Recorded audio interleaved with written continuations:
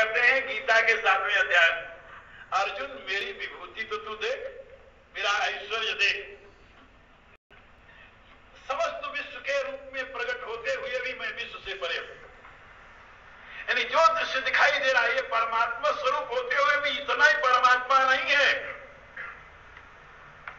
अब जरा एतावानस्य महिमा की व्याख्या सुन ले। वेद में जो एतावान है वो क्या है? का इसको देखो, आप जहां बैठे हैं ये पृथ्वी है। पृथ्वी, आप लोगों ने गायत्री मंत्र के साथ 2 प्रकार की व्याहृतियां सुनी होगी, एक भूर भुव स्व 3 व्याहृति, और एक 7 व्याहृति भूर भुव स्व महा जना तप सत्य। इसका अभिप्राय क्या है जानते हो कभी? नहीं जानते? नहीं, कौन बतावे? हाँ चलो अब जान लो। सबसे पहले है भू। भू माने भू सत्ताया, सत्य। फिर वो है भुआ। भुआ क्या है? प्रकाशनी, चित्त। और फिर है स्व। स्व स्वरूपे आनंदम, आनंद। तो जहां पर केवल 3 व्याहृति प्रयोग होती है, भू भुव स्व, वहां तो है सत चित्त आनंद। क्या समझे? सत्ता, ज्ञान और सुख, ये 3। लेकिन जहां पर 7 व्याहृति प्रयोग होती है, भुव स्व भू भुव स्व महा जना तपा सत्यम, वो क्या है? वहां पर कुछ और है। वो और क्या है वो भी सुन लो। ये भू जो है कि हमारा जो भवती, जो प्रकट हुआ है दृश्य जगत जो है, जिसको आप देखते हो, जिसको आप पृथ्वी कहते हो, ये भू है। पृथ्वी का आकर्षण क्षेत्र जहां तक है उसको कहते हैं भूमंडल। भूमंडल में बहुत बड़ा, ये केवल इतनी बड़ी पृथ्वी, ये ग्लोब ही नहीं आता ना, ना, बहुत विस्तार है इसका। इसको कहते हैं भूमंडल, और सब भू है। और वहां से, जहां से पृथ्वी की आकर्षण सीमा समाप्त हो जाती है, आगे आकर्षण से परे जो है उसको कहते हैं भूव। ये जितने उपग्रह हैं सब किसमें है? भूव में। और फिर आगे आता है स्व, जो द्यू है, प्रकाश का पुंज है, सूर्य है, जहां से सूर्य के आकर्षण की सीमा प्रारंभ होती है।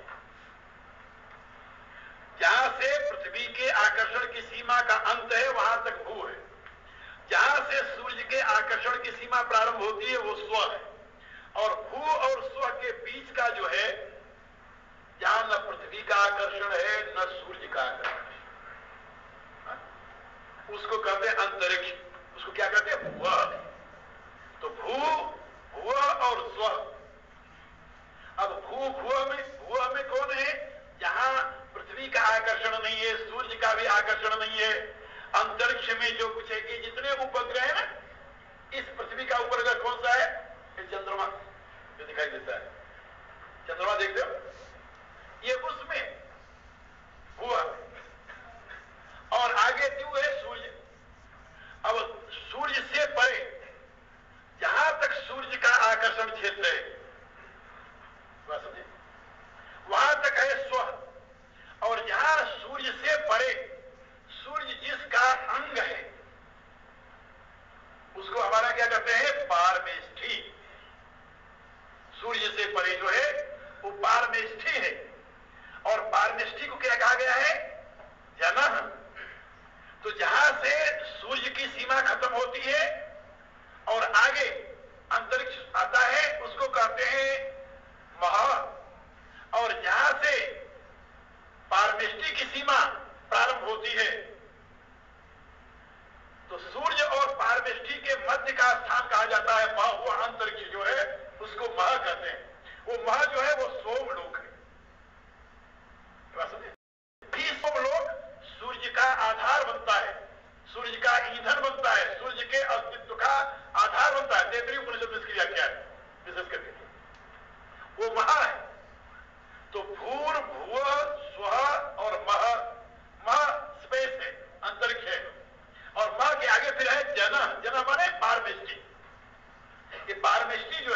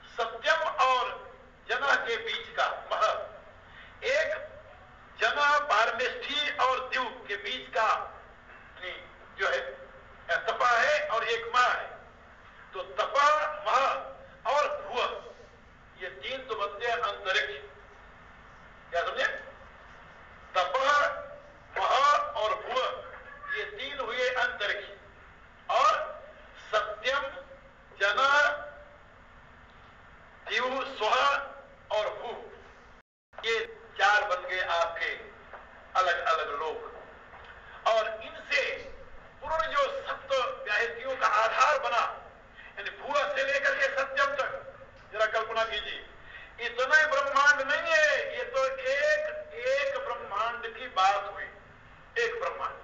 और वेद में इसको क्या कहते हैं? वालसा। क्या कहते हैं? वालसा। वालसा माने शाखा। विराट वृक्ष की एक शाखा है, टहनी है। टहनी जानते हो? हाँ, टहनी। और ऐसे अनेकों टहनियों से युक्त एक विराट वृक्ष है, विराट वृक्ष। यानी ये सत्यम जिसकी एक शाखा है, ऐसे शाखा से युक्त अनेकों शाखाओं का एक विराट वृक्ष है। क्या वो एक विराट वृक्ष ही है क्या वो? बोले नहीं, तद वनम नामा। वेद कहता है वो वृक्ष नहीं, वो तो वन है। वन माने जहां अनंत वृक्ष हो, जहां पर वृक्षों की गणना न की जाए उसको वन कहते हैं। वेद कहता है तद वनम नामा, तद जो ब्रह्म है उसका नाम है वन, उसका नाम वृक्ष नहीं है। और उस वन में अनेकों वृक्ष हैं और उन वृक्षों की अनेकों शाखाएं हैं। और उन शाखाओं में से भू भुव स्व म जना तपस सत्यम एक शाखा है। अब जरा आप इदम का अर्थ लगा लो। अरे बोले आदमी, इदम का कोई अर्थ लग सकता है? कौन अर्थ लगा सकता है? और वेद कहता है कि ये एतावानस्य महिमा, एतावान अस्य महिमा, ये जो सत्यम तक की गीत मैंने गाई है, ये तो इसकी महिमा है, ये इसकी महिमा है। अतः जायांश पुरुष, ततो जायांश पुरुष, उससे परे वह सही में पुरुष जो है, सच्चिदानंद ब्रह्म जो है, वो तो सत्यम से परे। सत्यम को स्वयंभू कहा है, और स्वयंभू माने ब्रह्मा। ब्रह्मा जानते हो? और कितने ब्रह्मा है इस सृष्टि में, कोई गिन सकता है? एक बार ब्रह्मा जी को अभिमान हो गया, पुराण की कथा सुनाओ।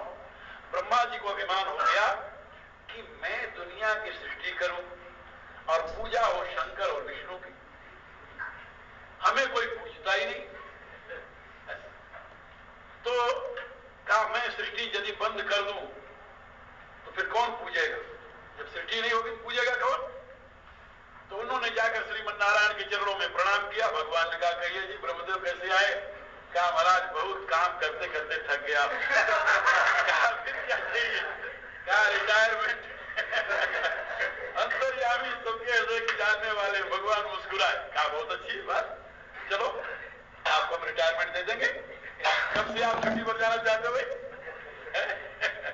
रिटायरमेंट लेनी है, लीव लेनी है? क्या महाराज थक गए, अब तो बहुत बस हो गया सृष्टि करते, अब तो आप हमें छुट्टी दे दो तो बहुत अच्छी बात, मैं रिटायरमेंट दे दो। क्या बहुत अच्छी बात, जब आप कहोगे उस समय रिटायरमेंट हो जाएगी आपकी।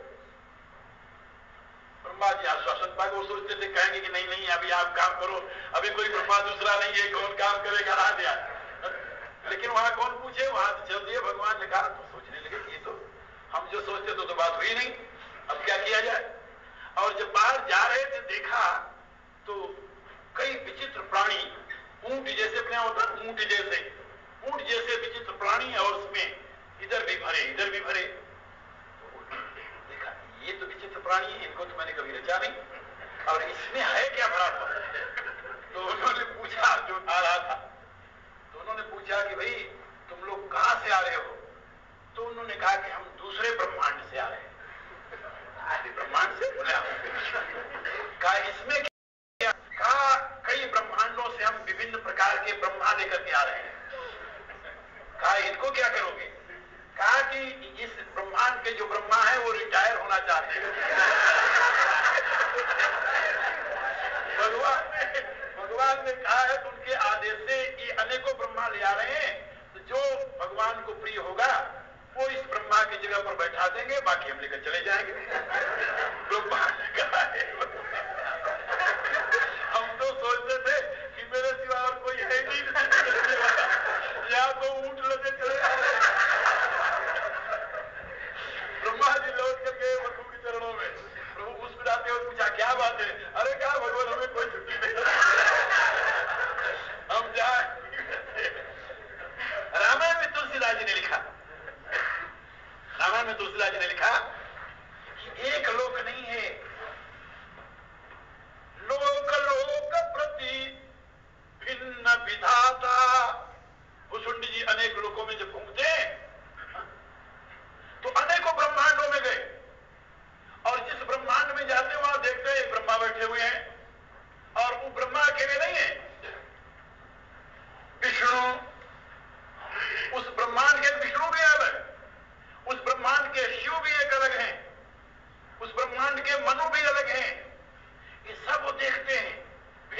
भिन्न प्रति भिन्न विधाता भिन्न विष्णु मनु शिव दिशता।